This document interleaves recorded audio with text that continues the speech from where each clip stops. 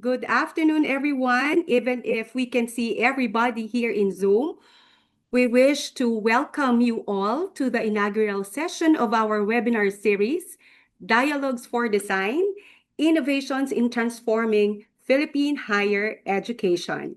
I am Dr. Mabeth Buenviaje, your moderator for this afternoon, the Senior Manager for the Philippines at the University Design Institute. We have an incredible mix of leaders, I believe, as well as researchers and partners in the room. And I am very thrilled that you have all joined us this afternoon to explore the future of Philippine higher education. I am so delighted to be here with you all.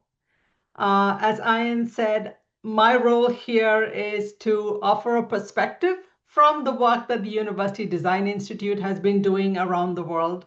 We have worked with over 140 universities in 26 countries. So what I want to do today is to share what we are hearing from universities and systems around the world, and some of what we are recognizing are trends and opportunities for universities to embrace so that we can be innovative and impactful as we move into the future. I'm so delighted that I'm joined by our colleague from De La Salle, Dr. River. I'm so excited to hear his unique perspective and what De La Salle University has been doing locally. So I'll set the frame, providing sort of some global directions. And then in our Dialogues for Design series, multiple Filipino leaders will share what is actually happening on the ground and innovations that are happening in Filipino universities. As a framing concept, what we are seeing truly across the world, public universities and private universities, is this notion of the big questions that are facing higher education. How are we building egalitarian universities that are driving inclusive excellence at scale? In other words, how are we really serving the broad needs, the education needs of vast sectors of our society? How then are we preparing our learners for jobs, careers, and lives? Those that are committing to higher education and coming to our institutions, how are we preparing them for the future? And then how are we as institutions, knowledge generating organizations, accelerating social and economic impact for the communities we serve? So these are the questions that higher education is grappling with everywhere in the world. What we are seeing right now as some trends, it's not even across the world, but nevertheless sort of broad themes that are emerging everywhere. One is that there are questions that are starting to be asked about the mission and impact of universities. Some of these questions are being posed by government. A lot of the questions are being posed by industry, some from civic society, and some even from students themselves as they look towards their futures and wonder what their university education was preparing them for. And so that second piece that we are seeing pretty much in every country that we visit is that there's a societal focus on skills and career preparation, and the sense that universities are not moving as quickly, adapting rapidly enough to meet the needs of our learners and our societies. As a result of that, there is a lot of call for collaboration with industry and focus on the needs of the community. And then, of course, AI being sort of one of the most topical issues of our time, particularly in the last year and a half or so, there is a lot of uncertainty about what AI is going to do in higher education, and even some panic about how higher education is able to respond. Can it respond appropriately to the rapidly evolving technologies? So those are some broad themes that we are seeing.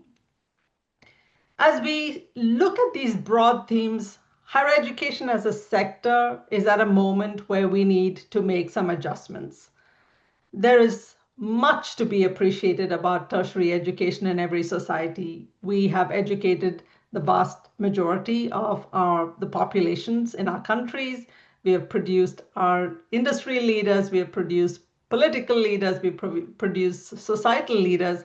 Universities have been a really important pillar of the evolution of human society. And yet we are at a moment where some things need to change. We need some new designs and new models. The models that we have almost in every country looks remarkably the same. And so can we have opportunities to create models that are most responsive to the local needs of communities and societies? So in the Philippines, that would look like, what is the best design for a Filipino university? One that serves the needs of the people and the country of the Philippines. Then regardless of where the university is, there's a really need for us to move quickly, be more agile as we respond to the needs of society around us. Universities tend to be relatively slow to change. And that is going to be an impediment to our success and progress. Social and technological adaptability. AI has been a huge wake-up call, but even before AI, we had COVID as another wake-up call. And we recognized that many universities around the world were not technologically equipped to provide education to its learners and not technologically equipped to function as organizations, whereas other organizations in society had embraced technology so much more earlier than universities. And then the final piece is that universities have historically had a little luxury to be a little distance from the rest of society. So this ivory tower model, we would do what we needed to do and then produce these graduates who would go into society. I think the task in front of us is to figure out how we can be much more deeply integrated into the communities we serve, much more aware of their needs and much more responsive so that we can actually have greater impact for our communities, our regions, and our countries. I love this quote by Albert Einstein that says, we can't solve our problems using the same thinking we use to create them. And so the point of these dialogues for design is that we can all be in dialogue together, coming up with new ways of thinking, coming up with new innovations, sharing ideas of what's working, sharing ideas of what's not working, and how we might do things differently and better. So the opportunity in front of us, I think, is exciting. Societies need universities more than ever. And as people who work at universities, we have an opportunity to demonstrate how we are going to evolve ourselves to be even more impactful than we have been in the past. So if we want to be more impactful than we have been in the past, what exactly should we be designing new models around? So I'd like to offer you 6 areas for consideration today, things that universities must design for higher impact and transformational outcomes. 1 is designing for student success. 2, leveraging technology even more deeply to drive transformation. Engaging broadly at the system level, sort of loosening the boundaries between where the university begins and ends and where other social organizations exist. Number 4 is thinking expansively about partnerships, recognizing that as we try to expand greater impact, universities can't do these things alone. We must work with other aspects of society. Number 5 is embracing our role as knowledge generating organizations and really being more intentional about doing use inspired research. How is the knowledge we are producing getting into the hands of the people who really need to use that knowledge? What are we researching? What knowledge are we producing? And then finally, around the world, we are also seeing that it's an era of resource constraints for tertiary education. In the public arena, a lot of funding from governments are being slashed. Private sector universities are also struggling to be financially self-sustaining and viable. So these 6 areas are not independent areas, they go together. But it's an opportunity for us to, in these dialogues for design series, to really think hard about what can each of our institutions and what can our sector as a whole do in each of these areas for greater impact and transformation. So let me quickly walk you through some thoughts about each of these 6, and I would love to get your questions, your comments, and your reactions once we are done. So topic number 1, very obviously, is designing for student success. What exactly should we be thinking when we're talking about student success? So one important question is what does inclusion in higher education really mean in the communities that each of us exists? That's really asking us to step back and say, who is actually not being able to make their way into the university? Could be because of somebody's ethnicity, could be because of somebody's socioeconomic status, could be because of where they are geographically located, that they don't have easy access to higher education. Could be because somebody has disabilities and our universities are not organized to support individuals. So who are all the groups that have historically been marginalized?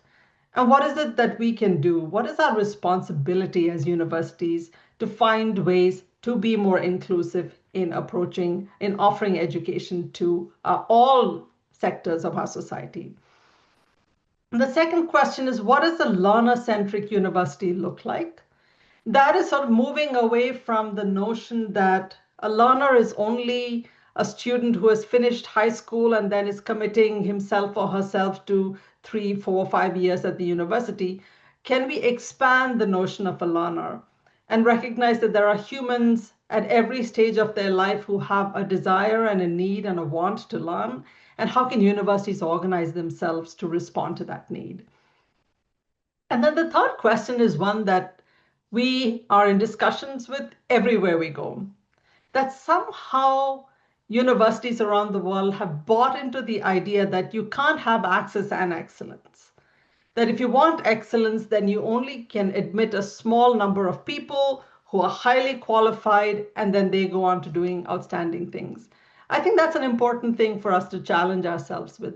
What does it actually mean to expand our capacity to educate, but without compromising excellence? So those are areas where new designs, new thinking is absolutely needed. And we are constantly on the lookout for institutions who are trying new things, testing new ideas in these areas.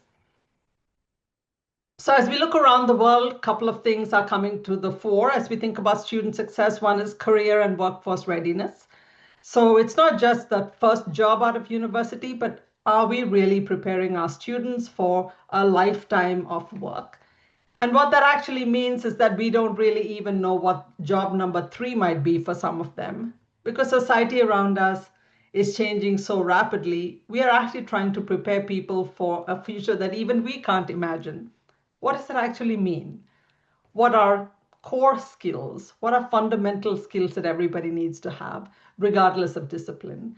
And then within the discipline, what kinds of skills and experience and capabilities do you have so that you are seen as valuable to those that might employ you when you graduate? We're also at an era where we have the opportunity to experiment with new approaches to teaching and learning. We know that teaching and learning doesn't just have to happen in the classroom. What are opportunities for apprenticeships, internships, industry labs within universities, the many, many ways that our students are able to learn with each other, not just with a faculty member in charge of the learning environment. How might we use technologies to do this? And then, of course, all of us are aware of the conversations around alternative credentials, recognizing that people need today more than the traditional degree, 3, 4, however we organize our degrees.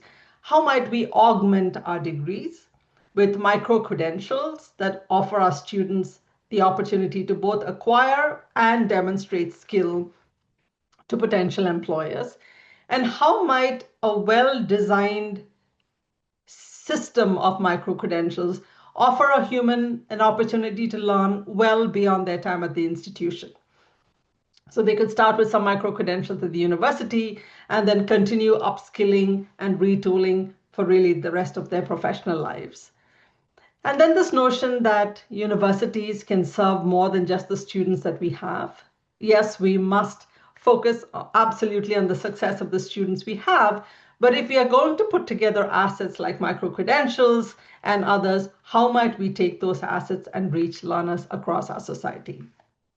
So that's one area where that is ripe for redesign, ripe for experimentation, ripe for pilots, and ripe for success stories to move very quickly, both within the country in the Philippines, but we would love for the ideas that are being developed in the Philippines to be taken and brought to the rest of the world as well, so that the system advances as quickly as possible.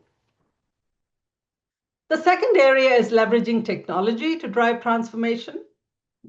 All of us are heavy users of technology. Here we are in a webinar from different parts of the world, leveraging technology. We take these technologies for granted. All of us have smartphones, multiple devices. So our societies are becoming technologically sophisticated and advanced in many ways. And universities then have to respond to that technological advancement. So there are some key questions around which we have opportunities to design. What is the balance of technology and touch? So sometimes when we talk about introducing technology in the learning environment, there is a reaction that says, hey, students still need human engagement. We do need the faculty members in the room. We do need, people who can assist with learning. And so the argument about introducing technology, about embracing technology, does not mean that we do away with the humans. But can we find ways to leverage technology such that those humans can be empowered even more to learn and do things in ways that they couldn't in the past? And the humans in this instance are both, including our learners, our faculty members, staff, others that we work with, so that the outcomes can be better. So how might we leverage technology in every way possible so that the outcomes are better for all of the humans who are involved in the learning environment? And then universities, if we are smart, we have to keep an eye on the future. There are so many future-focused technologies that are emerging all the time. True, we can't keep up with all of them, but in which directions is technology evolving, and can we start integrating some of those technologies into what we do? In little ways, we pilot test, we build the muscle, but universities must be seen as places that are moving and keeping up with the pace of change in society. Digital tools everybody's using, but we are sensing that as we move around the world, there are pockets where there's still a lot of hesitation about using technology. Some of it is this reluctance to change, concerns within universities about getting everybody equipped and ready. Some of it is also coming, as we recognize, from societal pressures, that society thinks that online or hybrid technology-based education is somehow second class, is less quality than the traditional professor in the classroom. I think we should be at the forefront of challenging those perceptions and demonstrating that great professors and technology together can do what neither can do alone. We are also at a moment where digital and AI literacy are going to be foundational skills like reading, writing, and arithmetic, as we used to say historically. And are we preparing our students to be digital and AI literate? Are we preparing our faculty and our staff? So this is really a moment where we need to think hard about how we are using technology as universities. And so that strategic thinking must result in investments, or else we actually do run the risk of getting left behind. So important area for design and new models to emerge is how we are using all technologies. It can be basic online tools, to AI tools, to virtual reality environments. There's a whole suite of options to embrace, but embrace we must, and do it in a way that is strategic with the focus on impact for our learners. Area number 3 for design is engaging at the systems level. Now, this may not be equally possible in all environments and may not necessarily be an easy solution for all universities, but nevertheless something that we are seeing around the world. One is this growing recognition that as jobs are evolving fast across societies, how can universities help lifelong learners? We have so many assets as universities, courses, micro-credentials, all sorts of other capabilities. How can we make them available to our communities for upskilling, retooling, and then just the learning needs of humans? People retire from jobs. It doesn't mean that their learning needs are finished. They might want to pick up some hobbies, or learn something that they always wanted to learn that they never could in a professional environment.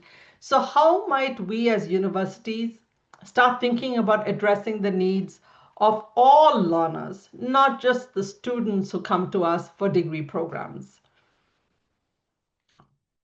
One of the things that we recognize as we travel around the world is that often universities can do innovative things, but the pipeline coming into the universities don't control. And there are questions about the quality of the primary, secondary education that children are given access to that make them often not fully qualified for tertiary education or fully prepared for tertiary education. So we also have a moment as universities to think about how could we design solutions that transcend the traditional boundaries between high school and college? How might universities play a role in creating pathways, more seamless pathways from high schools and technical colleges into universities? Can we reverse engineer and integrate ourselves into these sectors? Can we offer courses? Can we offer content so that students in high school and technical colleges are better prepared for university work? And then there's a broader question of how might universities support local school systems? There could be preparation of teachers. That's something that universities take on as a serious responsibility. But going beyond that, if universities have online capabilities, can we produce content that's available to children in schools? Can children in high schools have an accelerated learning curve if they can take college courses while they're still in high school? So there is a lot of opportunity in this space that sits just outside of the university. But to realize this opportunity, universities must think differently, must recognize that our responsibility to society doesn't just fit within the walls of our campuses and our buildings, but our responsibility to society might look like it's expanding to touch technical colleges, to touch the primary, secondary school system. Now, every country has different policies and regulations, so there are no uniform solutions that would be true across the world, but truly opportunities for those that are innovative to step into this space. The next area is to think expansively about partnerships. Excuse me. Universities can't do everything we are talking about on their own. We need all kinds of partners, industry partners, technology partners, partnerships with government, partnership with local organizations. And so the questions that we should be asking ourselves is how can our partners challenge our thinking about what is possible? If we have provided education in a particular way, how might we use our partners to expand access and reach a whole bunch more people than we could on our own? How might we use the expertise of our partners to make our learning environments even more energizing? Could be finding opportunities for internships, opportunities for our students to participate. It could be getting our partners to invest in capabilities we want to have, learning labs, technologies, tools. So how might we actually approach partnerships from a perspective of expanding our own thinking about what's possible? How can our partners help us innovate rapidly?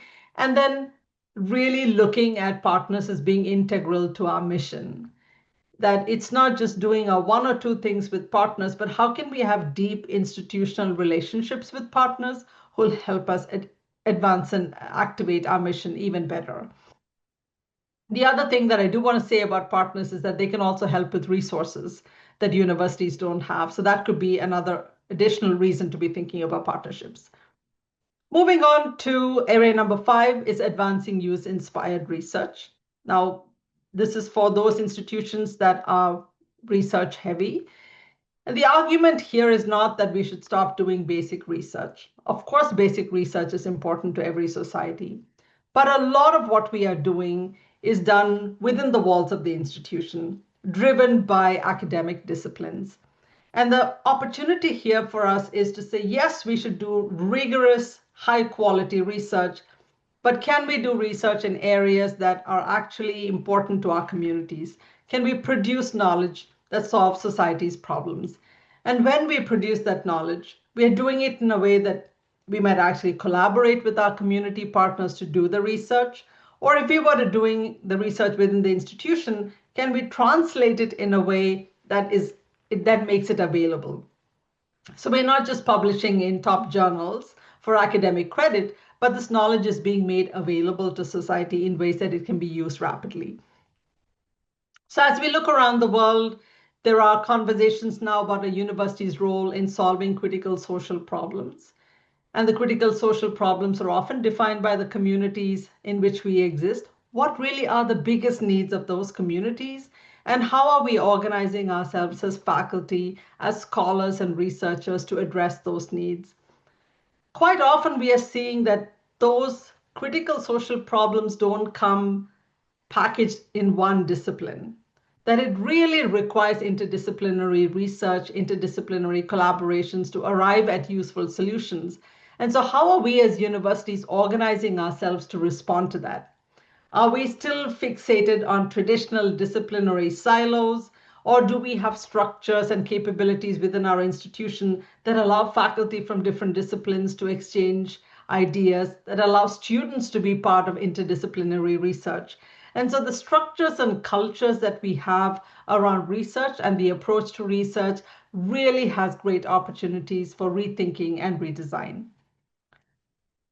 And the final area, and I'm going to wrap up here, is to reconfigure resource acquisition models.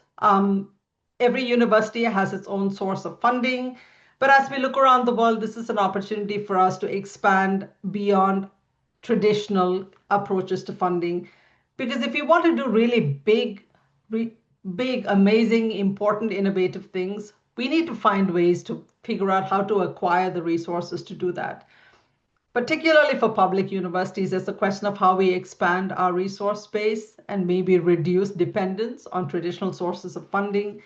And then how do we address that mindset and culture within universities where leaders feel like resource acquisition is part of their job, where money is not seen as a bad thing? And the question is not that we should all suddenly focus on raising money, but the recognition that resources are important to doing big and significant things, and then how might we do that? So as we travel around the world, we see that there are great opportunities for collaboration with local, state, and national governments. When universities are plugging into the needs of local communities, when universities are plugging into strategic directions that the government is taking, it allows resources to flow through these institutions. So being aware of the needs of local, state, and national government is one way to acquire better resources, which means the university is positioning itself to advance those directions. Philanthropy is not an evenly developed capability across the world. This is an opportunity for all of us to look at our alumni pool, all the people who benefited from the experience of education with us. How might we tap into them to support these institutions? It does take time to develop capacity for philanthropy, but it's there, it's out there. We all have alumni. How might we start with our alumni to build some capabilities for ourselves? A lot of universities have assets that they don't look at from a resource diversification standpoint. So it could be that you have land that could be used.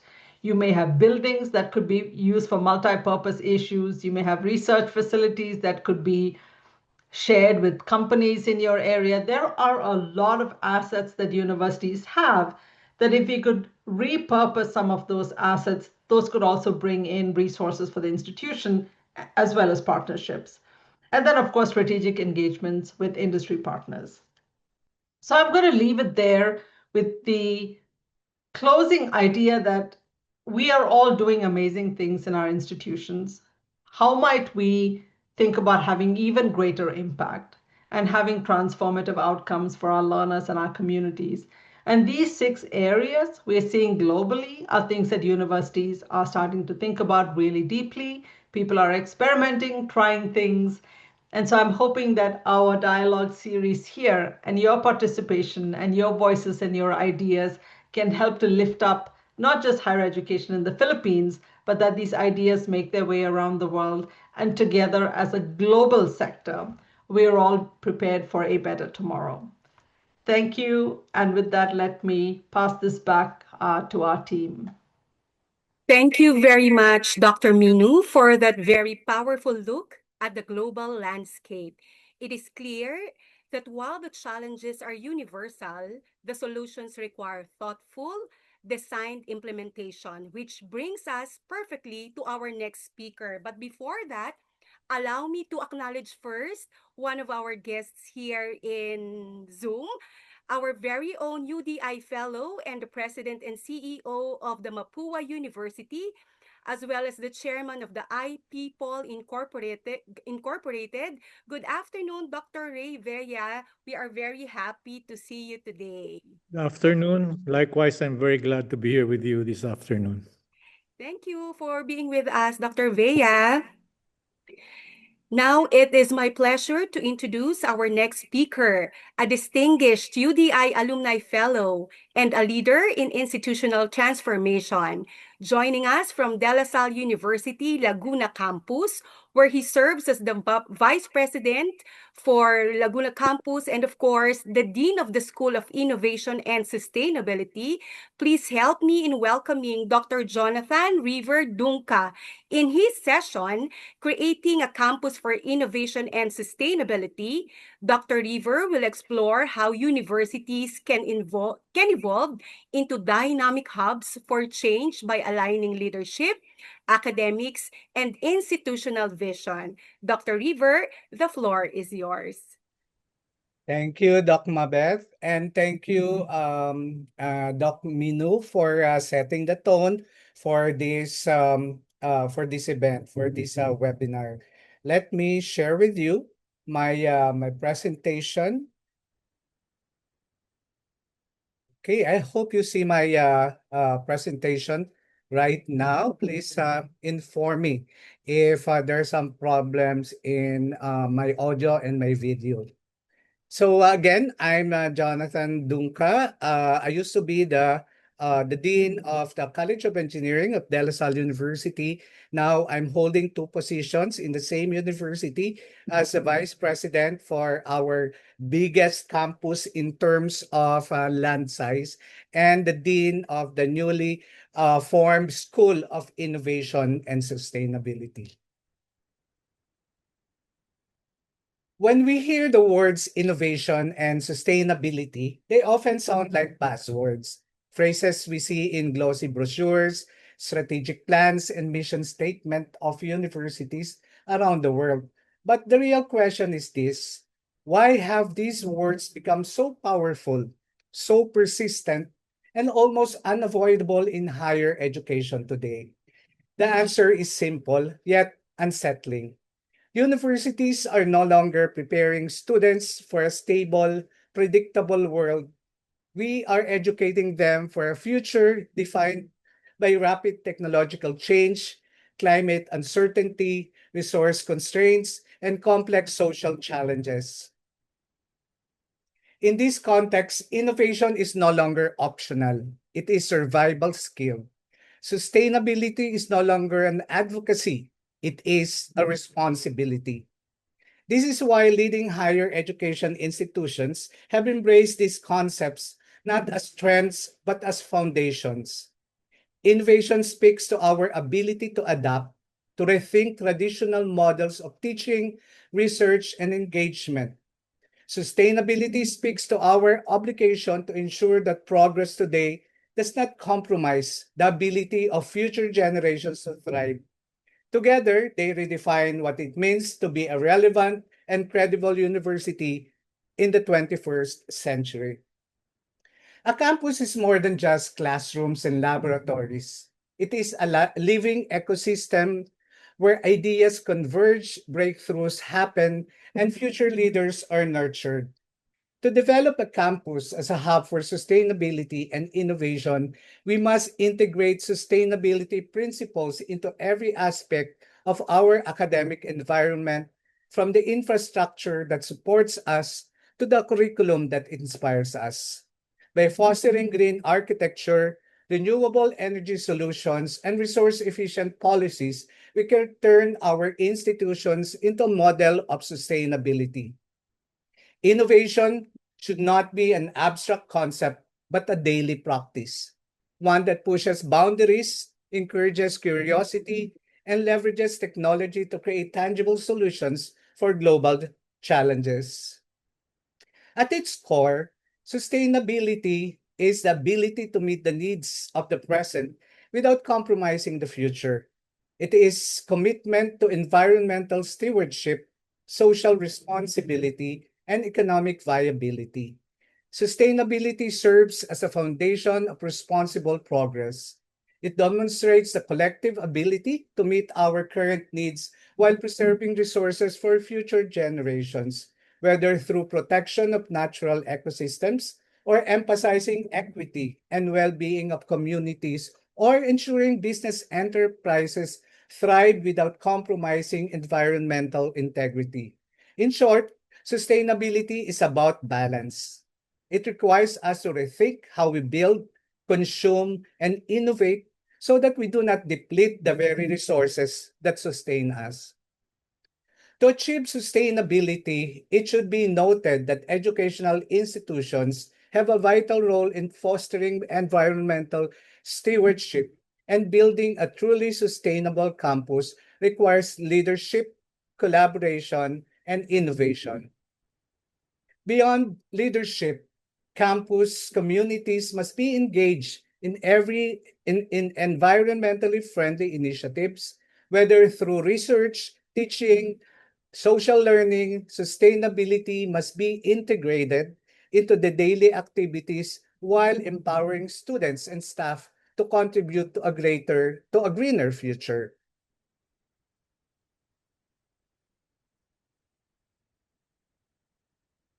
A sustainable campus also begins with education itself by embedding sustainability into curriculums. Educational institution can equip future leaders with the knowledge and skills to address pressing global challenges. Students must not only learn about sustainability, but experience it firsthand in the way campuses operate. Technology plays a crucial role in shaping sustainable learning environments. The adoption of digital tools, energy efficient systems, and smart solutions enhances opportunities for campuses to embrace sustainability while preparing students for the future. Meanwhile, administrative offices can also contribute by transitioning to paperless operations, reducing waste, and promoting eco-friendly workplace behavior. Additionally, strategic planning, such as campus master plans, ensures that sustainability is embedded in physical infrastructure and long-term development.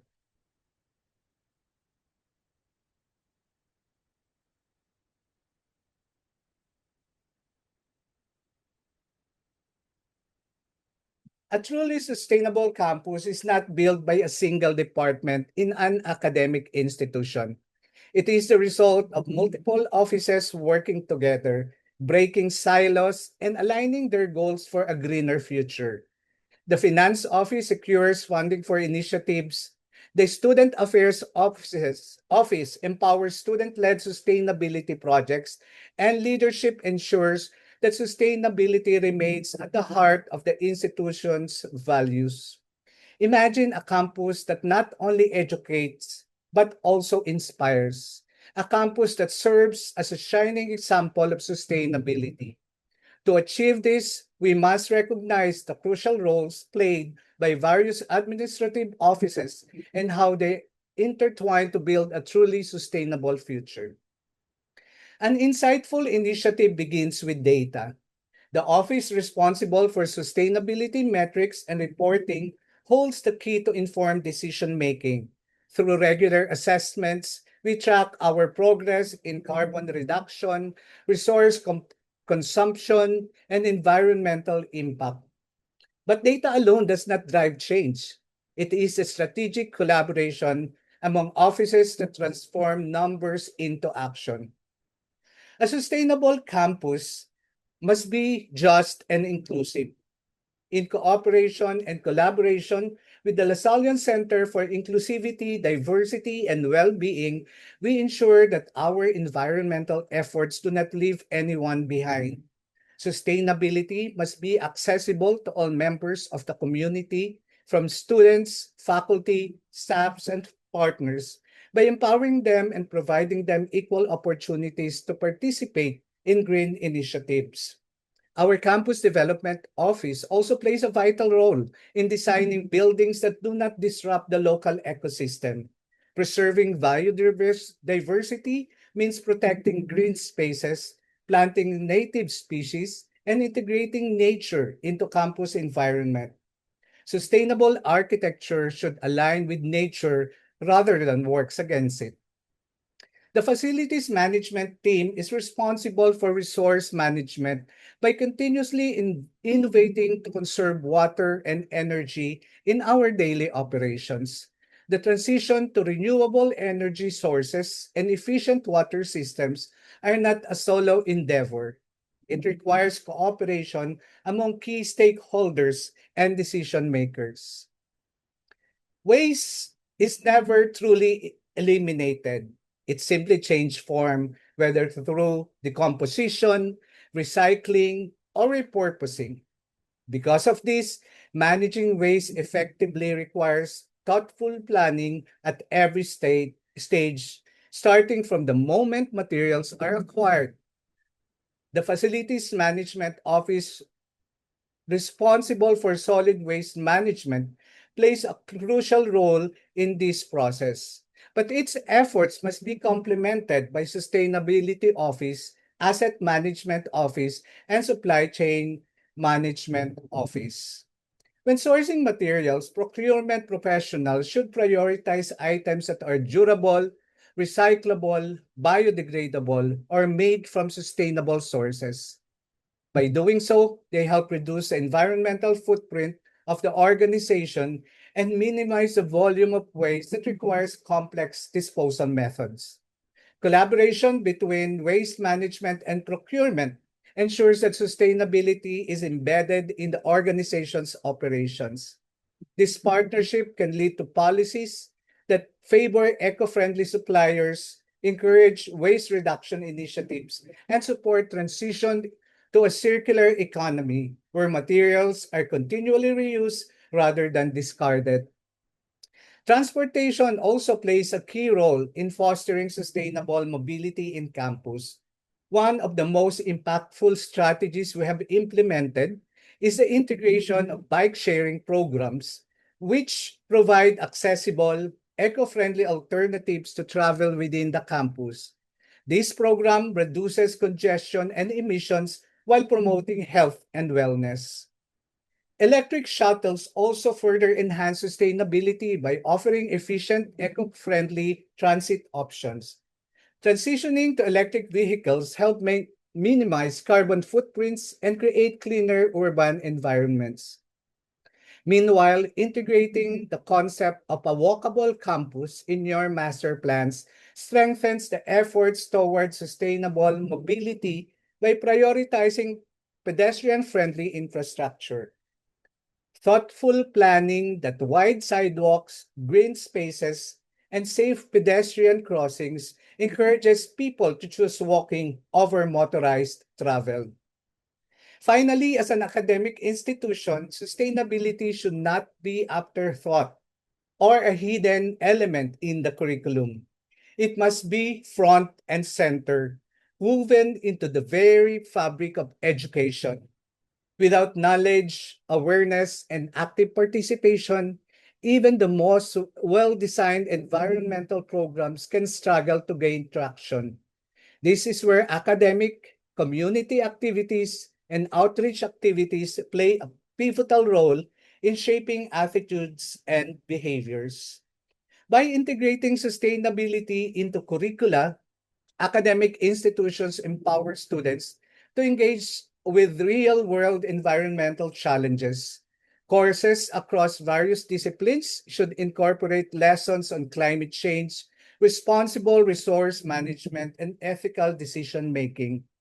This approach ensures that sustainability is not treated as an isolated subject, but rather as an essential principle that influences multiple fields of study. Similarly, student engagement programs and initiatives such as campus-wide recycling drives, tree planting campaigns, and zero waste challenges encourage students to become active participants in the movement. Community outreach efforts extend this engagement to the broader audience, fostering collaboration between the university, local organizations, and residents to address environmental issues collectively. Ultimately, the goal is to promote a culture where sustainability is more than just a policy. It becomes a shared responsibility. All members of the academic community are encouraged to view themselves as stewards of the environment, taking ownership of their individual and collective impact. This shift in mindset transforms sustainability from a distant concept into a lived experience, ensuring long-term commitment to eco-friendly practices. For 50 years as a university, DLSU has been at the forefront of teaching minds, touching hearts, and transforming lives by fostering innovation and advancing sustainability. As we celebrate our Jubilee year, please allow me to showcase how our commitment to technology, research, and environmental stewardship continues to grow. Our campus, located in Binyan City, Laguna Province, is a haven where innovation thrives, nature is preserved, and sustainability is a way of life. A true example of a sustainable campus, a place where learning goes hand in hand with environmental responsibility. From energy-efficient buildings to green spaces that inspire, every aspect of DLSU Laguna campus is designed to reduce our carbon footprint and create a healthier, more resilient future. By harnessing technology, promoting eco-friendly practices, and instilling a mindset of conservation among students, faculty, and the community, we establish sustainability not only as a goal, but a commitment. DLSU Laguna is not only evolving its physical form, but also redefining its academic framework. The university introduced programs that aligned with technological advancement, economic transformations, and the growing need for sustainability-driven leadership. The School of Innovation and Sustainability, or fondly called SIS, is pioneering dynamic programs rooted in challenge-based learning, where students actively engage with industry and government partners to address real-world challenges. At the core of SIS are talented professors in various fields of science, engineering, humanities, social science, and business who serve as the greatest resource and mentors of our students. As a learner-centered research university, we promote a culture that encourages our students to explore and inquire about new and challenging ideas, while teachers guide them in finding the answers to their questions and prepare them for their future careers as leaders and professionals in their chosen field.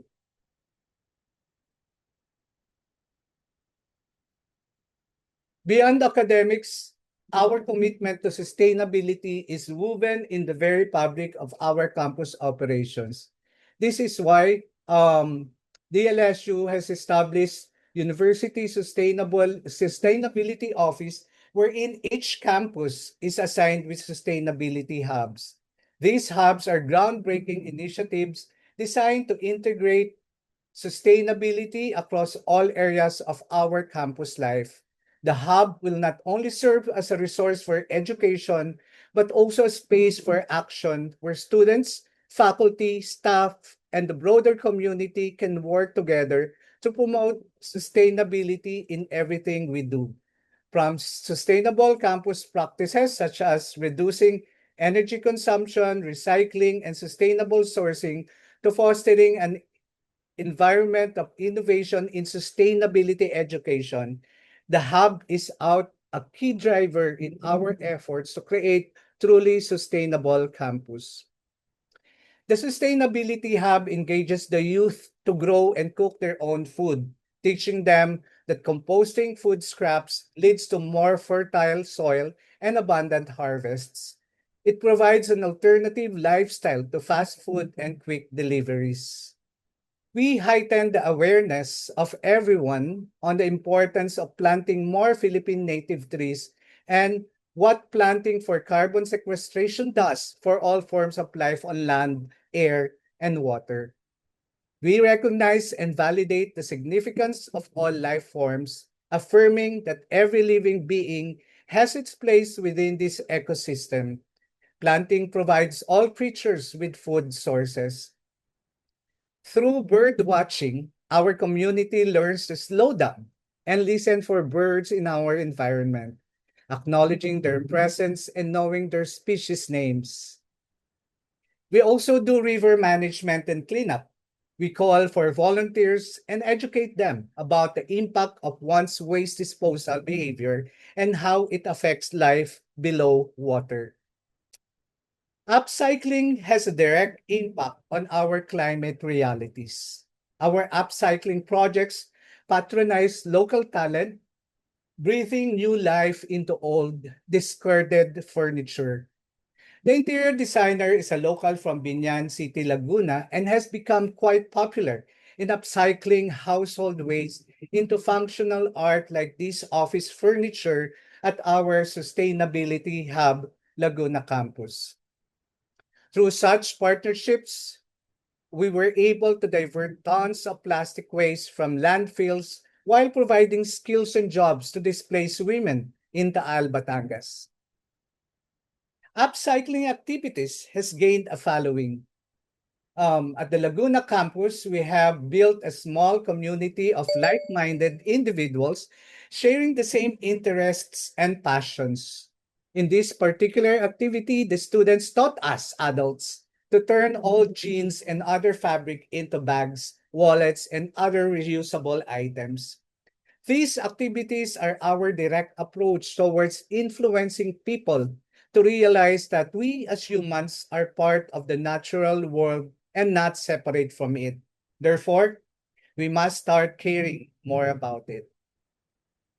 Caring for environment was the theme in Pope Francis' encyclicals, which urgently calls us to action to protect the earth, our common home. Through the Laudato Si sessions, participants gained deeper understanding that that environmental issues are interconnected with social, economic, and political concerns. By the end of these sessions, it is hoped that participants will consider real-world problems from a new perspective and formulate solutions using a more holistic approach. Apart from the encyclicals, another call for urgent action is the 2030 Global Goals or Sustainable Development Goals or the SDGs. We also conduct the SDG caravans, which aim to educate each department, student organization, and individual on 17 Sustainable Development Goals.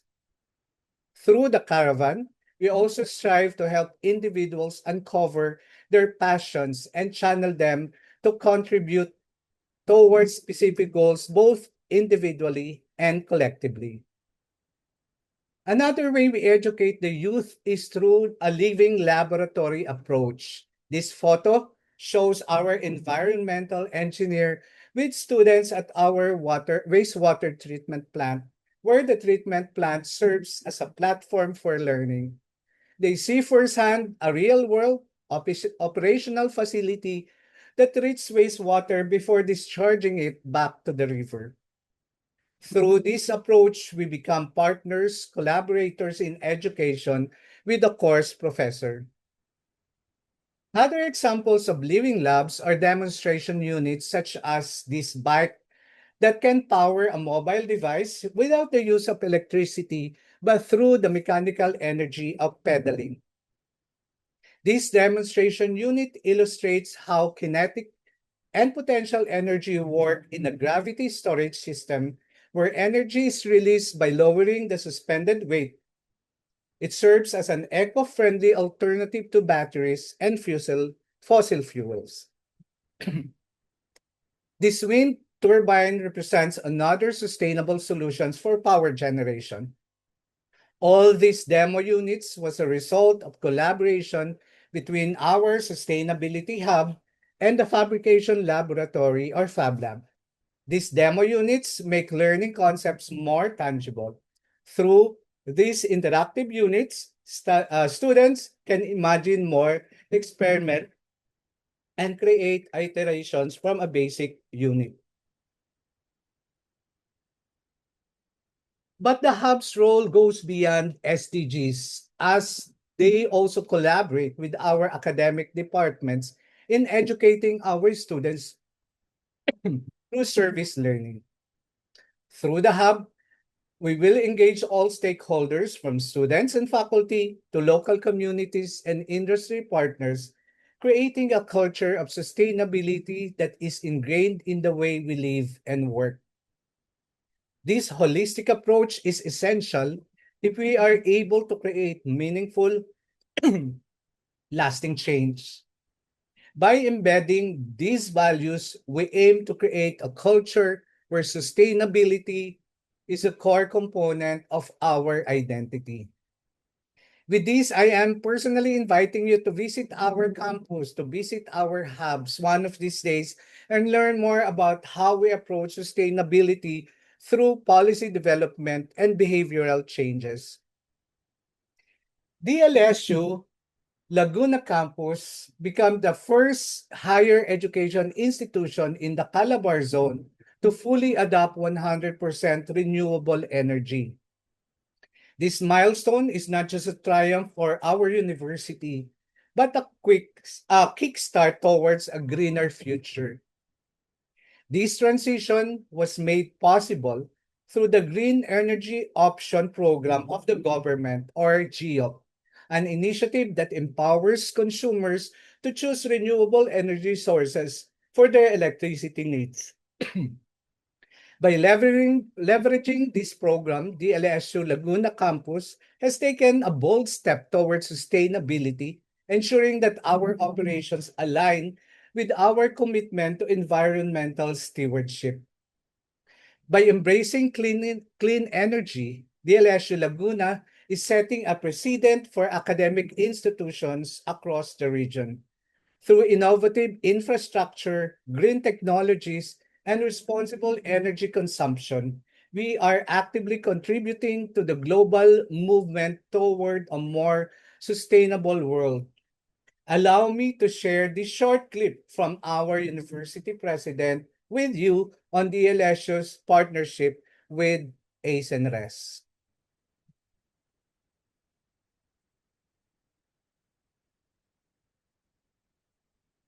I hope you Ang can... ginagawa ng DLSU ang tinatawag namin whole of university approach.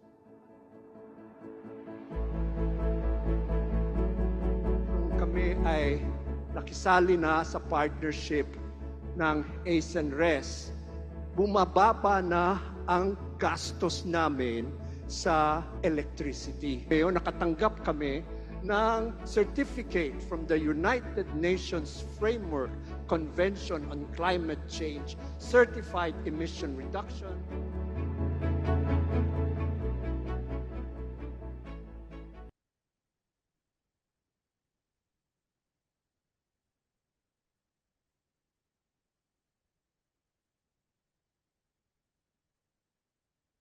Let me go back to my presentation. Apart from being a sustainable campus, the LSU Laguna campus also offers an ecosystem for innovation where researchers, startups, and industry leaders collaborate to create groundbreaking solutions. In the campus, shared resources for research and development are offered that fosters an inclusive community and provides vital networking opportunities. It supports startups through incubation programs, mentorships, and access to expertise, ensuring ideas don't just spark but thrive. An example of this endeavor is the presence of 4 DOST Balik scientists in our campus. Their presence strengthens our university's research initiatives while enhancing scientific collaboration and inspiring the next generation of innovators. At the heart of DLSU Laguna campus is the hub with the state-of-the-art innovation spaces. These are dedicated areas that bring together interdisciplinary teams to solve complex challenges. A key feature is the co-working space at the John Gokongwei Innovation Center, where students, researchers, and professionals from diverse fields work side by side, sharing ideas and developing sustainable technologies. Beyond co-working spaces, innovation labs provide access to specialized tools like 3D printers, AI software, and advanced simulation technology, empowering teams to prototype, experiment, and accelerate the innovation process. But it's not just about facilities.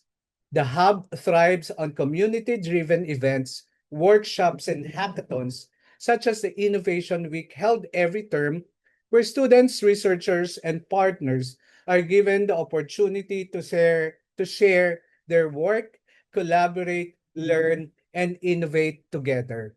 You have seen the video earlier before these talks. I am one of the fellows who um, who participated in the ASU University Design Institute fellowship last year, and this was my project for that fellowship.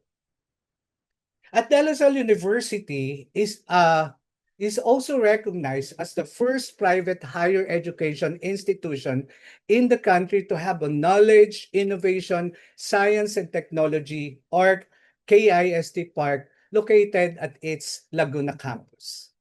The DLSU Innovation Hub is a presidentially proclaimed specialized economic zone under the Philippine Economic Zone Authority, which is designed to foster technological innovation, industry academic collaboration, and research commercialization. The DLSU Innovation Hub exemplifies a forward-thinking approach to fostering innovation, sustainability, and knowledge sharing through its comprehensive integration of academia, industry, government, and community. It serves as a venue for interdisciplinary collaboration and practical applications of research, driving economic growth and addressing societal challenges. With its state-of-the-art facilities, dynamic programs, and strategic partnerships, the hub not only develops transformative solutions, but also uplift the surrounding community through education, entrepreneurship, and resource efficiency. By aligning with national and global initiatives, it stands as a vital contributor to the advancement of science, technology, and sustainable development in the Philippines. At De La Salle University, Laguna campus, innovation and sustainability is more than just an idea. It is a way of life. We develop groundbreaking concepts that drive progress, shaping solutions that make a lasting impact on industries, communities, and the environment. Through cutting-edge research, sustainable initiatives, and collaboration with industry leaders, we are committed to creating a future that is not only brighter, but also more sustainable. We empower students, researchers, and innovators to challenge limits, redefine possibilities, and lead the way toward meaningful change. At DLSU Laguna, we don't just imagine the future, we build it. As I come to my concluding remarks, I would like to return to where we began, with the idea that innovation and sustainability are no longer slogans, but signals of responsibility. What we have discussed today is not having the newest buildings, the most advanced technology, or the most ambitious strategic plan. It is about intentional alignment, aligning what we teach, how we operate, and what we stand for as institution of higher learning. When a campus practices what it teaches, education becomes authentic, credible, and transformative. The challenge before us is both simple and demanding. It asks us to look our own universities and ask uncomfortable but necessary questions. Are our campuses preparing students for the future or for the past? Do our daily operations reinforce the values we promote in our classrooms? And are we willing to move beyond compliance and convenience toward creativity and courage?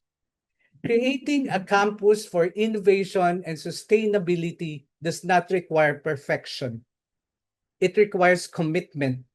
It begins with small, deliberate steps, rethinking energy use, reimagining spaces for collaboration, empowering faculty and students to experiment, and viewing the campus not as a fixed asset, but as an evolving learning ecosystem. My hope is that you leave today not inspired by a single model, but challenged by a shared responsibility. Each university has its own context, constraints, and culture, but every university has the capacity to lead. Leadership in higher education today is no longer measured only by rankings or research output, but by the impact we create on people, communities, and the planet. Let us challenge ourselves and one another to transform our campuses into living examples of the future we want our students to inherit.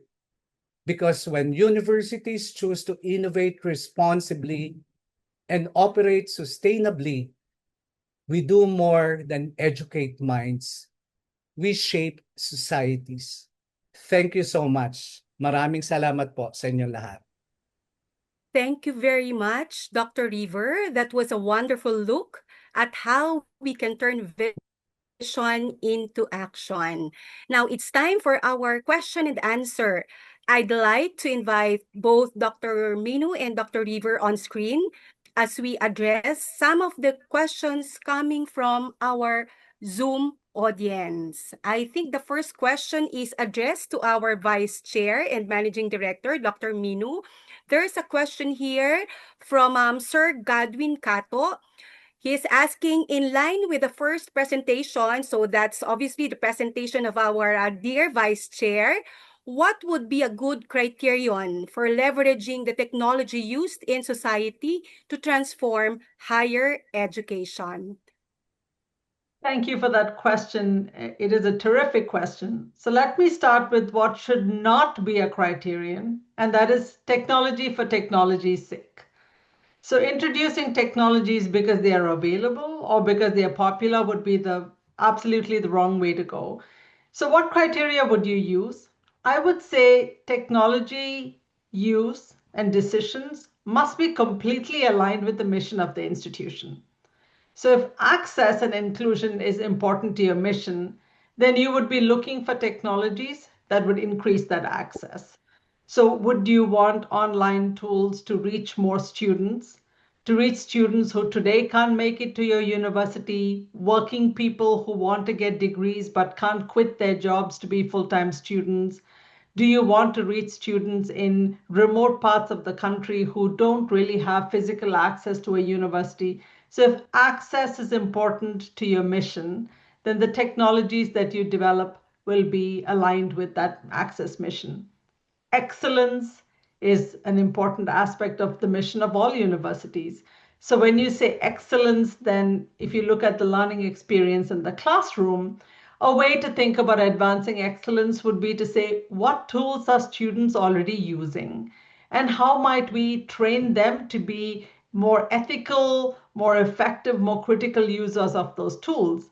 So for example, in our university, all of us as faculty are trained on how to use AI. We are encouraged to use AI. And at a minimum, it might be integrating ChatGPT into your classes. But the excellence comes where you're thoughtfully integrating the tool, teaching the students how to use the tool for better purposes. So again, it's aligned with the mission. And so you can go down the mission of your university: access, excellence, community engagement, research, local impact. And in each of those areas, think about where technology might allow you as a university to be even more effective. And that could extend to things like student mental health, admissions, the operations of the university. So it's not just student facing, but it is the back end of the operations as well. But bottom line, it has to align with the mission, shouldn't be technology for its own sake. Thank you very much, Dr. Minu, for capturing exactly, I think, what our dear participants here would want to hear from someone outside of the country. Thank you very much, Dr. Minu. Now I'll move on to Dr. River. Dr. River, your first strategy for a sustainable campus is strengthening leaders' commitments. Now, for other institutional leaders who are here with us today, what specific steps did DLSU take to move sustainability from a policy on paper to a core leadership priority? Commitments usually and should be starting with the leaders. We must establish a North Star, and that will be our reference, that will be our guide. Then after committing to what we want to become, to be a campus for something, then your strategies will always be aligned with your North Star, with your commitment. We want our university to be a campus for something. So we will think of all the strategies that will deliver us to our goal. So it's really commitment, and it should start from the leaders, and the leaders are supposed to be the one who will start and will not end by giving instructions, who will be there every step of the way. Thank you very much, Dr. River. Certainly, top management support in particular is greatly needed. Now, I'll move on to the next set of questions. This was actually sent to me through a private message, and I'll address this to Minu. I'm afraid we cannot address all the questions lined up due to time limitation, but don't worry, our dear participants. We'll find a way to, get in touch with you and give you an update regarding those queries that you wanted to be answered today. Okay, so back to you again, Dr. Minu. You mentioned that many universities are holding out on digital tools. What is the first step for a leadership team that feels AI panic to move towards strategic investment in digital literacy? I don't want to be critical of universities because it feels overwhelming. There's so much happening with AI, so many new tools coming out all the time. But again, it goes back to the response I had to the previous question, and that is, where are these tools most aligned with the mission of the institution? So with AI in particular, I think a place to start really is by integrating AI into the learning environment. Because the truth of the matter is, almost all of our students are already using these tools. So if they're doing it outside of the classroom, how might we bring these tools into the classroom for more responsible use, for training on ethical guidelines, but also to really enhance the learning experience?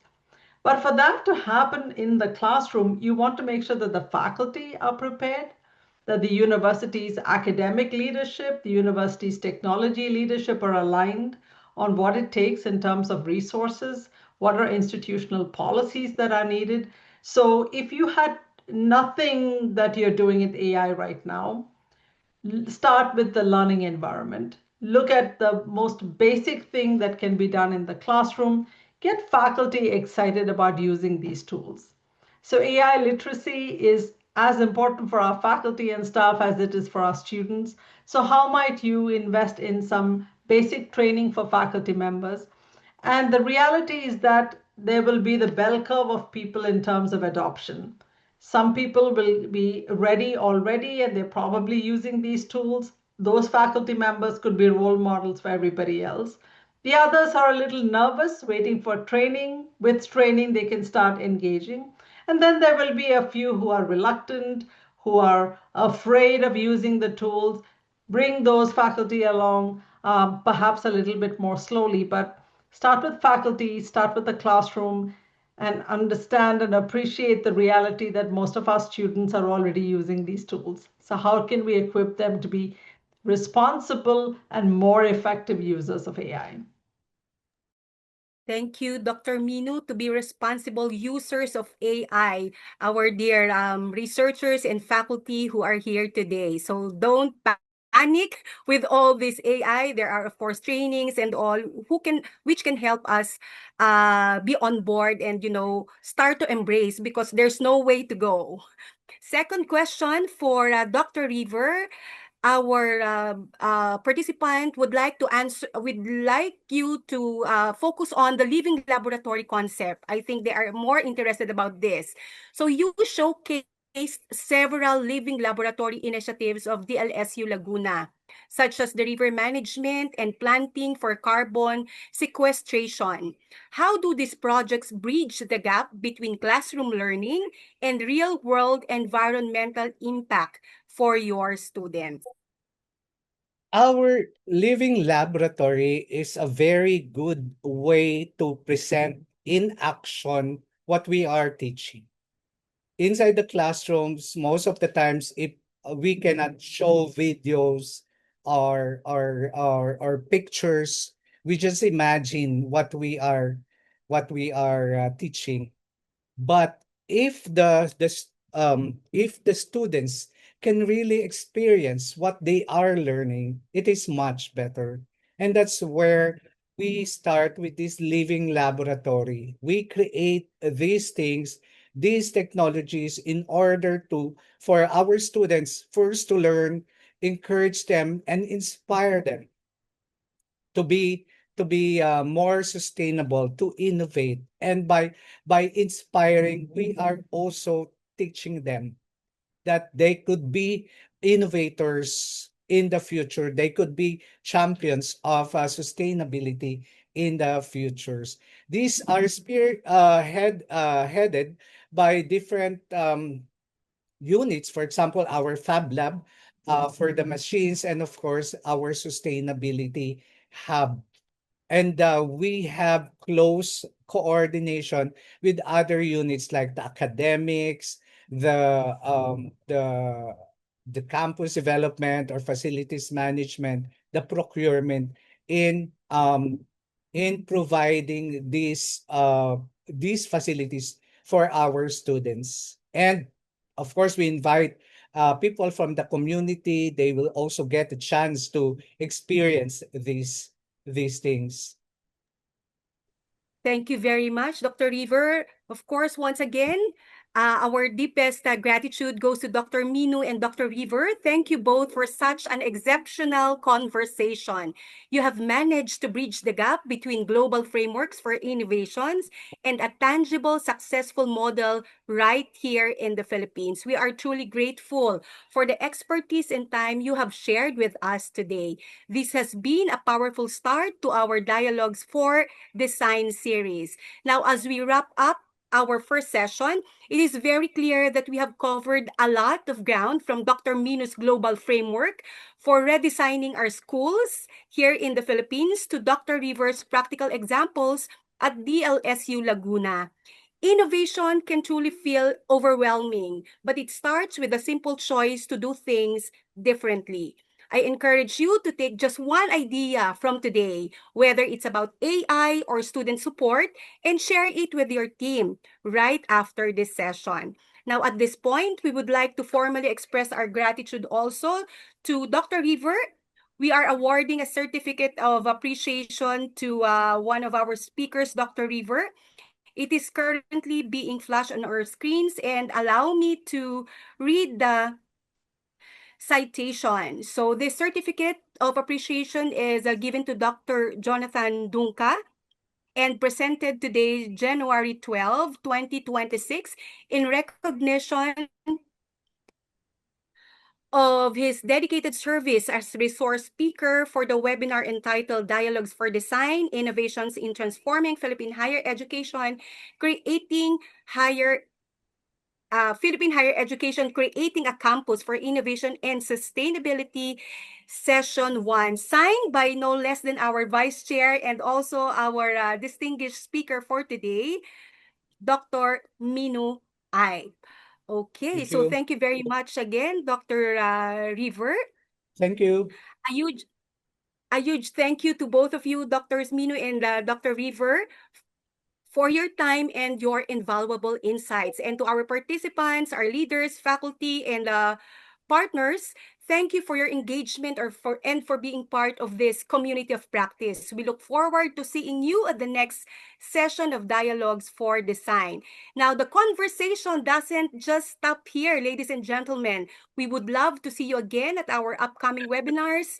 Flash on your screen this coming February and March. Keep an eye on your inbox and our social media pages, as we will be opening the registration very, very soon. Before we conclude, we kindly ask all our Zoom participants to complete a short evaluation form. This feedback is vital for the CoLab UDI as we continue to design impactful programming. Once we have received your completed evaluation, you can expect to receive your electronic certificate of attendance for this inaugural webinar session. The link is flashed on screen, as well as I believe it's also in our Zoom chat box. Now, to stay updated on future events and insights from the University Design Institute, we invite you to follow our official social media channels and explore our website. You can connect with us on Facebook, LinkedIn, or visit our site to subscribe to our newsletter for the latest news on ASU UDI. This is also flashed in your screens. Remember, this is just the beginning of our monthly Dialogues for Design series.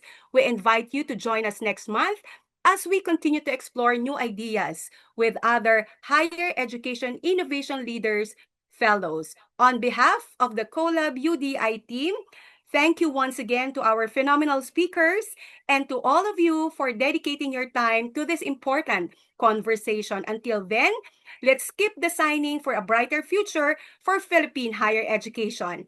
See you in the next session. Mabuhay! Thank you, everyone!